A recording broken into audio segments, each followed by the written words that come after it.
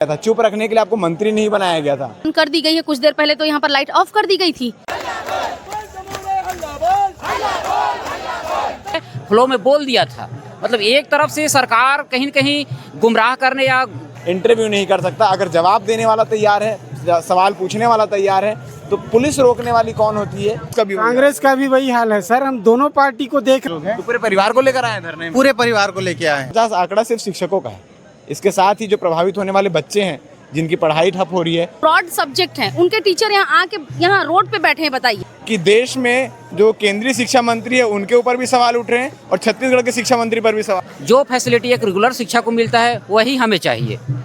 तस्वीर में जिसको आप देख रहे हैं, ये दिल्ली का जंतर मंतर नहीं है, दुर्ग शिक्षा मंत्री गजेंद्र यादव के घर के सामने का दृश्य है, जहां पर अतिथि शिक्षक लोग धरना दे रहे हैं। पिछले 20 दिनों से इनका प्रदर्शन चल रहा है और 20 दिनों में चौथी बार आज शिक्षा मंत्री के निवास के सामने पहुंचे हैं। अपनी मांगों को लेकर आए हुए हैं, यहाँ पर अपनी तकलीफ़ों को लेकर, शिक्षा को लेकर पूरे देश भर में बवाल चल रहा है। चाहे वो धर्मेंद्र प्रधान के इस्तीफे को लेकर हो, चाहे वो यहाँ पर वेतन को लेकर हो, सारा विषय यहाँ पर जो अतिथि शिक्षक का है वो वेतन का है। इनका कहना है कि हमारी योग्यता सेम है, तमाम चीज़ें जो भी अभी जो सरकारी कर्मचारी हैं, जो सरकारी शिक्षक हैं, उनके बराबर योग्यता है, मगर इसके बावजूद हमें वेतन इतना कम क्यों मिल रहा है, हमारे साथ ऐसा भेदभाव क्यों हो रहा है, इस प्रकार की चीज़ें यहाँ पर चल रही है। हम बात करेंगे, सब तमाम अतिथि शिक्षक लोग मौजूद हैं, इनसे बातचीत करते हैं कि 20 दिनों से धरना दे रहे हैं और इसका कुछ निष्कर्ष निकल रहा है कि नहीं निकल रहा है। जी सर, 20 दिनों से आप लोग धरना दे रहे हैं? जी जी। कहाँ कहाँ दिए 20 दिनों में धरना? 20 दिनों में हम लोग धरना यहीं दुर्ग शिक्षा मंत्री के बंगले के सामने दिए हैं और एक दिन विधानसभा घेराव रायपुर में गए। उसके बाद फिर दुर्ग से हम लोग रायपुर के लिए निकले थे 13 तारीख को और वहाँ भी हमको रोक दिया गया ऊपर नीचे रोड के पास।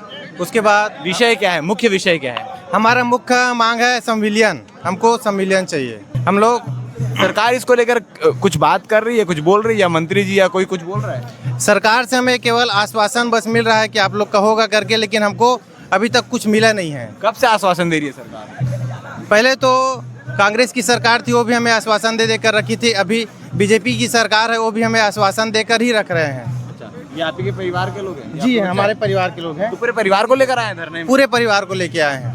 परिवार को लेकर आने की क्या जरूरत आनी पड़ेगी? परिवार को ही पालने के लिए हम लोग ये चीज़ कर रहे हैं, जो काम कर रहे हैं, तो हमें परिवार को ही लेके आना पड़ेगा। कोई हल, कोई निष्कर्ष दिख रहा है? कोई निष्कर्ष नहीं निकल रहा है, ना ही शिक्षा मंत्री आके यहाँ पर हमसे बात करने चाह रहे हैं। बताइए कब तक हम रात को ऐसे बैठेंगे? ऐसी कौन सी विडंबना आ गई है कि देश में जो केंद्रीय शिक्षा मंत्री है उनके ऊपर भी सवाल उठ रहे हैं और छत्तीसगढ़ के शिक्षा मंत्री पर भी सवाल उठ रहे हैं? यही तो आप लोग का मीडिया का काम है कि आप उनसे जाके सवाल कीजिए कि आखिर क्यों इतने दिनों तक विद्यामितान अतिथि शिक्षक यहाँ पर बैठा है, 20 दिन तक उनको दिखाई नहीं देता है। बस्तर और सरगुजा जैसे क्षेत्रों में पढ़ाई इतनी प्रभावित हो रही है, बच्चे हमको फोन कर रहे हैं कि मैडम अब कब आएंगी, हम लोग क्या जवाब दें? पूरा पढ़ाई अभी ठप पड़ा हुआ है। पूरा ठप पड़ा, फिजिक्स, केमिस्ट्री, मैथ्स, ऐसे इंग्लिश, कॉमर्स, इतने सब जो ब्रॉड सब्जेक्ट हैं, उनके टीचर यहाँ आके यहाँ रोड पे बैठे हैं। बताइए साल भर में अगर सरकारी छुट्टी और तमाम जो छुट्टियां रहती हैं उनको निकाल दिया जाए तो बच्चों के पास एक लिमिटेड समय रहता है अपने सिलेबस को पूरा करने के लिए, और ऐसे में ये डिले होगा तो फिर शिक्षा का स्तर तो और नीचे ही गिरना है। तो वही शिक्षा मंत्री को पूछना है कि भैया वो शिक्षा का स्तर उठाना चाहते हैं कि गिराना चाहते हैं।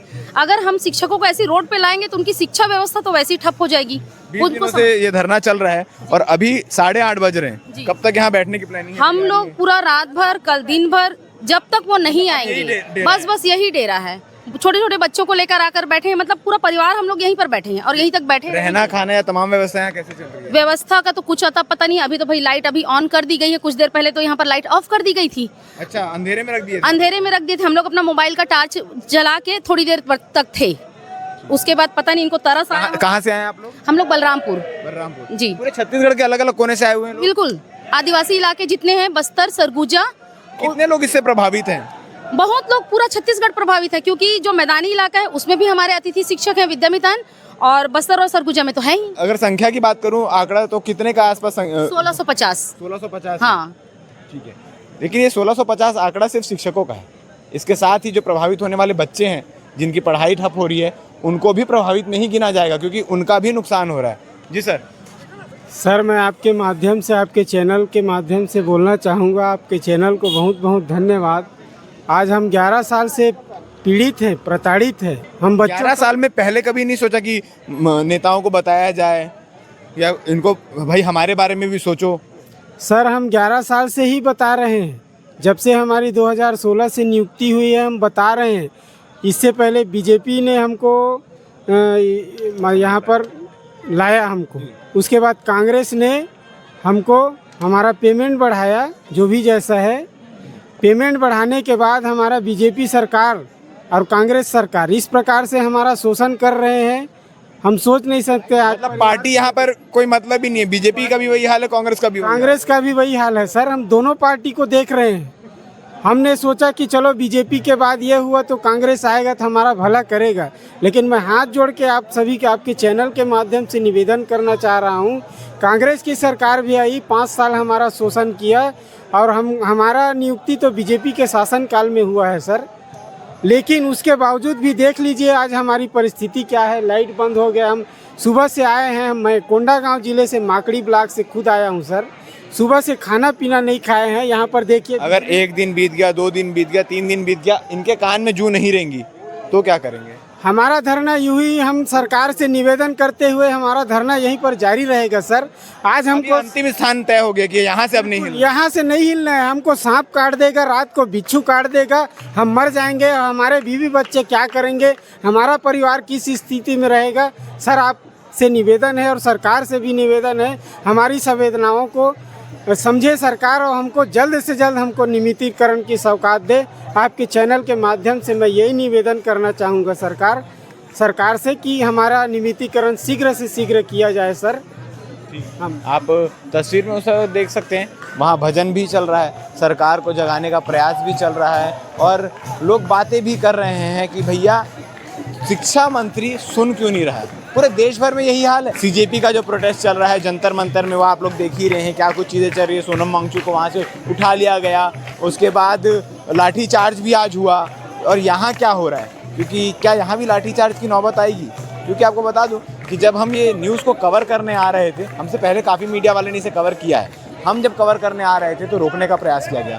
पुलिस वालों के द्वारा साफ तौर पर कहा गया कि भैया अभी मत जाइए, साहब ने मना किया है। कौन साहब है जो मना कर रहे हैं और क्यों मना कर रहे हैं? पुलिस का काम प्रोटेक्शन देना है, पुलिस का काम सारी व्यवस्थाओं को व्यवस्थित रखना है कि कोई भी कानून के नियमों का उल्लंघन ना करे।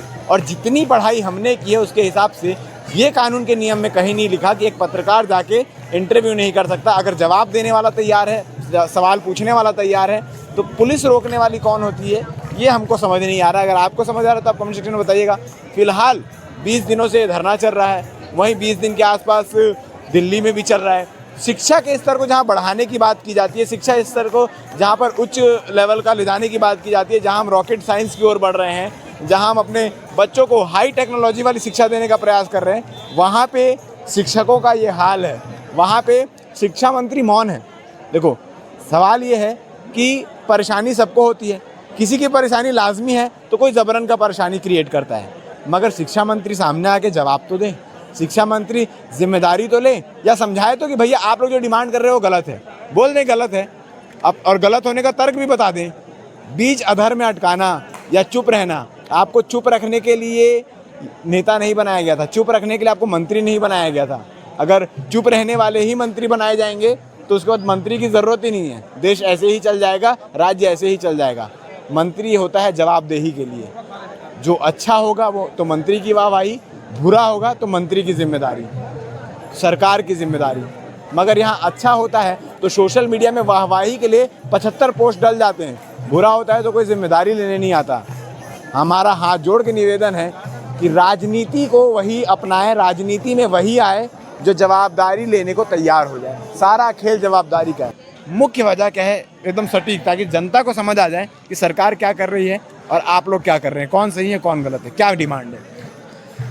हमारी डिमांड एक ही है, वो है संविलियन, नियमितीकरण।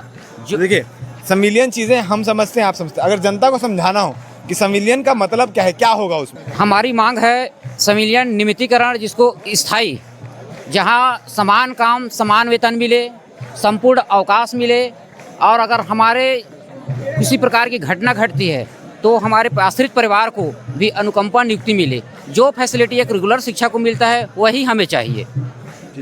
मतलब रेगुलर और आप लोगों में जो पक्षपात होता है उसको हटा दिया जाए। हाँ बिल्कुल, जो पक्षपात होता काम है दोनों एक बराबर करते हैं, बिल्कुल काम सेम करते हैं और क्वालिफिकेशन दोनों का सेम है, बिल्कुल सेम है, योग्यता बराबर होगी ना। योग्यता बराबर है। और अगर योग्यता के आधार पर मान के चलिए लगभग 1700 हैं अतिथि शिक्षक, उसमें योग्यता के आधार पर अगर 5 लोग को भी ये कहा जाता है कि आप योग्य नहीं है, आपको परमानेंट नहीं किया जाएगा, और विद प्रूफ कि भैया हमारी ये क्राइटेरिया है, आप योग्य नहीं है, तो भी आप लोग सहमत रहेंगे?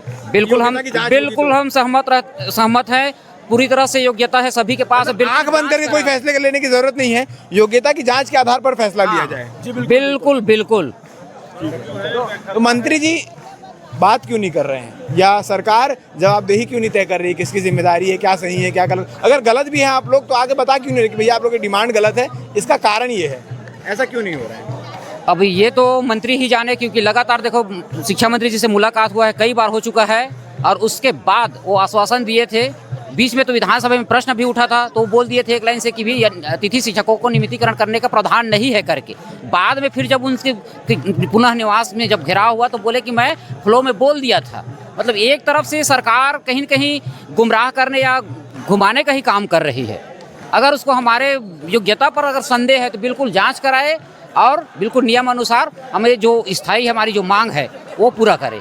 ठीक है, तो इस प्रकार की मांगें निकलकर सामने आ रही है। अब क्या चीज़ें प्रावधान में हैं, क्या चीज़ें प्रावधान में नहीं है, क्या चीज़ें आगे होती है, देखने वाली बातें बन रही है। हमारे साथ बाकी इस पूरे विषय को लेकर, खासकर शिक्षा व्यवस्था को लेकर, राज्य में, देश में शिक्षा व्यवस्था को लेकर आपकी क्या राय है, कमेंट सेक्शन में ज़रूर बताइए। क्योंकि बड़े बड़े नारेबाजी से शिक्षा नहीं बढ़ता, शिक्षा बढ़ता है शिक्षकों से, और शिक्षकों का सम्मान बहुत ज़रूरी है।